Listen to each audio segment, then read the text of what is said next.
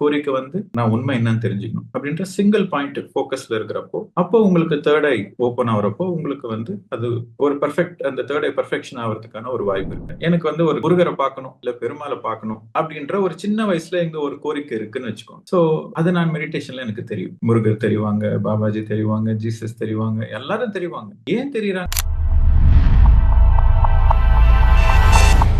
So spirituality என்றது, நிஜமான spirituality, உண்மையான ஸ்பிரிச்சுவாலிட்டின்றது வந்து லைஃபை சிம்பிளா வச்சுக்கிறது, காம்ப்ளிகேட் பண்ணாம வச்சுக்கிறது. அதுதான் உண்மையான ஸ்பிரிச்சுவாலிட்டி. ஸோ இந்த டைட்டில்ஸ் எல்லாம் என்ன அப்படின்னா அதோட நிலைய இருக்கு. அதாவது ரிஷி, மகர்ஷி, ராஜர்ஷி, பிரம்மர்ஷி, இதெல்லாமே வந்து அவங்க எந்த நிலையில இருக்கிறாங்கன்றதை பொறுத்து அந்த டைட்டில்ஸ். யார் கொடுக்குறாங்க இந்த டைட்டில்ஸ்?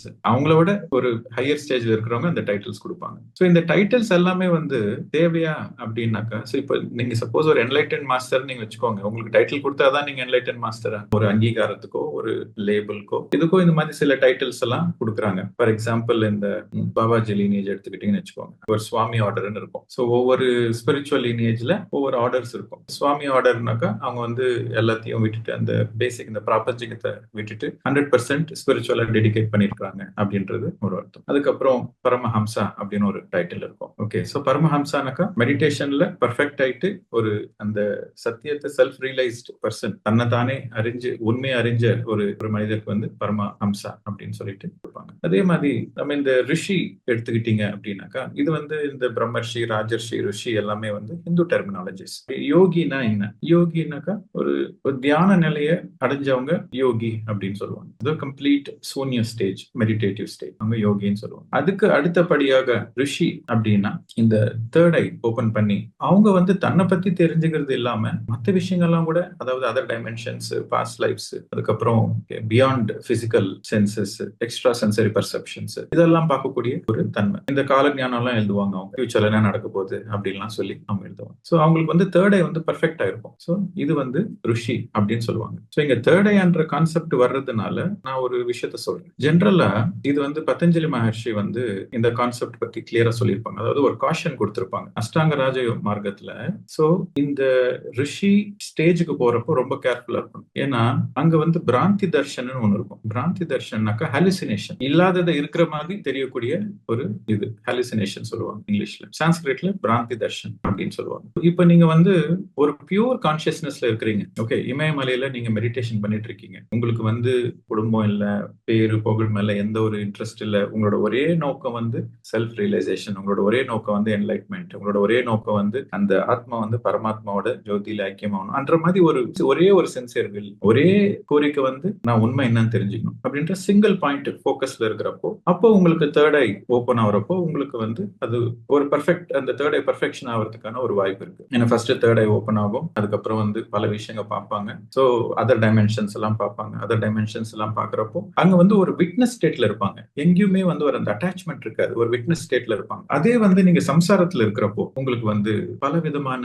அட்டாச்மெண்ட்ஸ் இருக்கும், பல விதமான கோரிக்கைகள் இருக்கும். சோ அந்த அட்டாச்மெண்ட்ஸ் கோரிக்கைங்க இருக்கிறப்போ அங்க தேர்ட் ஐ வந்து இல்யூஷனா மாறி, ரெண்டு கண்ணால பாக்குறது மாயைனா மூணாவது கண்ணுல பாக்குறது பெருமாயாயிடும், அதோட பெரிய மாயா மாறி. சோ இங்கதான் பிராந்தி தர்ஷன் நடக்கும். அதாவது இருக்கிறத பாக்குறத விட்டுட்டு நான் என்ன பார்க்கணும்னு நினைக்கிறேனோ அது பார்க்க ஆரம்பிப்போம். அதாவது இருக்கிறபடி பாக்குறது வேற, எனக்கு வேணும்ன்றது பாக்குறது ஹாலுசினேஷன். ஃபார் எக்ஸாம்பிள், எனக்கு வந்து ஒரு முருகரை பார்க்கணும் இல்ல பெருமாளை பார்க்கணும் அப்படின்ற ஒரு சின்ன வயசுல எங்க ஒரு கோரிக்கை இருக்குன்னு வச்சுக்கோங்க. சோ அது நான் மெடிடேஷன்ல எனக்கு தெரியும். முருகர் தெரிவாங்க, பாபாஜி தெரிவாங்க, ஜீசஸ் தெரிவாங்க, எல்லாரும் தெரிவாங்க. ஏன் தெரியுறாங்கன்னா உங்களுக்கு அந்த கோரிக்கை இருக்கு. சோ அதுதான் பிராந்தி தர்ஷன், அது இல்யூஷன், ஹாலுசினேஷன். ஓகே, சோ அதே மாதிரி பல எக்ஸாம்பிள். ஓகே, உங்களுக்கு ஒரு ஆசிரமம் வரணும், நல்ல ஸ்பிரிச்சுவல் ஆசிரமம் வரணும் அப்படின்ற ஒரு கோரிக்கை இருக்குன்னு வச்சுக்கோங்க. எங்கேயோ உள் மனசுல ஒரு சின்ன கோரிக்கை இருக்குன்னு வச்சுக்கோங்க. உங்க மெடிடேஷன்ல அந்த ஆசிரமத்துக்கு வந்து நிறைய மாஸ்டர்ஸ் வராங்க, நிறைய பேர் கிளாஸஸ் சொல்றாங்க, இதெல்லாம் உங்களுக்கு தெரியும். சோ இதெல்லாமே பிராந்தி தர்ஷன். பட் இந்த ரிஷி என்ற ஸ்டேஜ்ல வந்து கிறிஸ்டல் கிளியரா இருக்கிறபடி பார்க்கக்கூடிய ஒரு தன்மை. இதுதான் வந்து ஃபோர்த் ஐ அப்படின்னு சொல்லுவாங்க. அதாவது தேர்ட் ஐ பெர்ஃபெக்ஷனை தான் ஃபோர்த் ஐ அப்படின்னு சொல்லுவாங்க. சரிங்களா? சோ யோகினா கம்ப்ளீட்டா ஒரு மெடிடேட்டிவ் ஸ்டேட்டுக்கு போனாங்க. அந்த மெடிடேட்டிவ் ஸ்டேட்டை கம்ப்ளீட்டா எக்ஸ்பீரியன்ஸ் பண்ணி அந்த சூன்யத்தை எக்ஸ்பீரியன்ஸ் பண்ணவங்கள யோகி அப்படின்னு சொல்லுவாங்க. அந்த சூன்ய நிலை. ரிஷி அப்படின்னாக்கா பியாண்ட் பிசிக்கல்ல பார்க்கக்கூடிய கெப்பாசிட்டி, அந்த தேர்ட் ஐ பெர்ஃபெக்டான ஒரு ஸ்டேட்டை வந்து ரிஷின்னு சொல்லுவாங்க. மகர்ஷி, ராஜர்ஷி ரெண்டுமே ஒண்ணுதான். சோ மகர்ஷி, ராஜர்ஷினா அதுக்கு அடுத்த படி. சோ அவங்க வந்து வந்து மத்த ஒரு டீச்சரா இருப்பாங்க, மத்தவங்களுக்கு சொல்லிக் கொடுக்கறதுல இருப்பாங்க. சோ தன்னை சுத்தி இருக்கிறவங்க, தன்னை சுத்தி இருக்கிற கிராமங்க எல்லாருக்குமே வந்து அந்த சரியான பாதையில அவங்க வந்து டீச்சிங்ல இருப்பாங்க. அவங்க ஏற்கனவே என்லைட்டன் மாஸ்டர்ஸ், அவங்க ஏற்கனவே ஹைலி என்லைட்டன்ட், மத்தவங்களோட என்லைட்மெண்ட்டுக்காக ஒர்க் பண்ணிட்டு இருப்பாங்க, டீச்சிங்ல இருப்பாங்க. அவங்கள வந்து மகர்ஷின்னு சொல்லுவாங்க. பிரம்மர்ஷி அப்படின்னாக்கா அது உச்சக்கட்ட நல்ல. பிரம்மர்ஷி அப்படின்னா உலகத்துக்கே அந்த என்லைட்மெண்ட் கான்செப்ட், இந்த ஸ்பிரிச்சுவல் சயின்ஸ் கான்செப்ட் சொல்றாங்க. அதாவது இவங்க மகர்ஷிக்கும் பிரம்மர்ஷிக்கும் என்ன வித்தியாசம் அப்படின்னா, மகர்ஷின்றவங்க ஒரு சுத்து பக்கத்துல இருக்கிறவங்களுக்கு, அதாவது ஒரு இடத்துல இருப்பாங்க, இல்ல ஒரு ஸ்மால் டிஸ்டன்ஸை கவர் பண்ணி சில கிராமங்களுக்கு, சில ஊருங்களுக்கு இவங்க எல்லாம் சொல்லிக் கொடுக்குறவங்க, இல்ல ஒரு நாட்டுக்கு சொல்லிக் கொடுக்குறவங்க மகர்ஷி. பிரம்மர்ஷினாக்கா உலகத்துல இருக்கிற எல்லா நாட்டுகளுக்கும் இவங்க டிராவல் பண்ணி போய் சொல்லிக் கொடுக்குறவங்க, இவங்க வந்து பிரம்மர்ஷி. சோ சொல்லிக் கொடுக்க என்ன ஆகும்னா அவங்க இன்னும் பெர்ஃபெக்ட் ஆயிட்டே இருப்பாங்க. சோ ரிஷில இருந்து ராஜர்ஷி அல்ல மகர்ஷி, மகர்ஷில இருந்து பிரம்மர்ஷி. சோ பிரம்மர்ஷி ஸ்டேஜுக்கு வந்தா அது கடைசி லைஃப் டைம். ஓகே, இந்த ஸ்டேஜஸ் இருக்கு. சோ இப்ப நீங்க வந்து கொஸ்டின் பண்ணிக்கணும், நான் எந்த ஸ்டேஜ்ல இருக்கிறேன் அப்படின்னு கொஸ்டின் பண்ணி. எனக்கு ஃபர்ஸ்ட் ஆஃப் ஆல் சூன்ய ஸ்டேஜ் இருக்கா, நான் கம்ப்ளீட் மெடிடேட்டிவ் ஸ்டேட்ல நான் இருக்கிறேன்னா, நான் எந்த ஒரு ஈகோ இல்லாம எந்த ஒரு அட்டாச்மெண்ட் இல்லாம இருக்கிறேன்னா, நான் ஒரு பியூர் கான்சியஸ்னஸா இருக்கிறேன்னா, நான் பிராக்டிக்கல் ஸ்பிரிச்சுவல் பாத்துல இருக்கிறேன்னா, எந்த ஒரு மாயையில பிரமையில இல்லாம நான் ஒரு பிராக்டிக்கல் ஸ்பிரிச்சுவல் பாத்துல இருக்கிறேன்னா, இது ஃபர்ஸ்ட் ஸ்டேஜ், யோகி ஸ்டேஜ். இதுதான் ஃபர்ஸ்ட் ஸ்டேஜ். சோ ஒரு நிஜமான ஒரு யோகினா எந்த ஒரு அட்டாச்மெண்ட்ஸும் இல்லாம, எந்த ஒரு ராங் அண்டர்ஸ்டாண்டிங்ல இந்த மாயையில எல்லாம் சிக்கிக்காம, நான் யாருன்னு தெரிஞ்சுக்கணும், இந்த வாழ்க்கை என்னன்னு தெரிஞ்சுக்கணும்,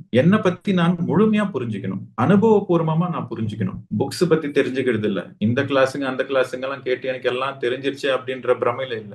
அனுபவபூர்வமா என்னை பத்தி என்ன நான் உணர்ந்தேன், நான் இந்த உடம்பு கிடையாது, நான் என்னோட மனசு கிடையாது, நான் என்னோட எமோஷன்ஸ் கிடையாது, நான் ஒரு பியூர் கான்சியஸ்னஸ், நான் ஒரு பியூர் ஆன்மா. இந்த வாழ்க்கை ஒரு நாடகம். ஓகே, சோ நான் வந்து ஒரு கம்பேஷனேட்டா இருக்கணும். நான் ஓகே, பேச்சுல மட்டும் இல்லாம செயல்ல கூட நான் வந்து வாழ்ந்து காட்டணும் அப்படின்ற அந்த வாழ்றதுதான் ஃபர்ஸ்ட் ஸ்டேஜ், யோகி ஸ்டேஜ். அதுக்கப்புறம் தான் டீச்சிங் ஸ்டேஜ் வரும். ஓகே.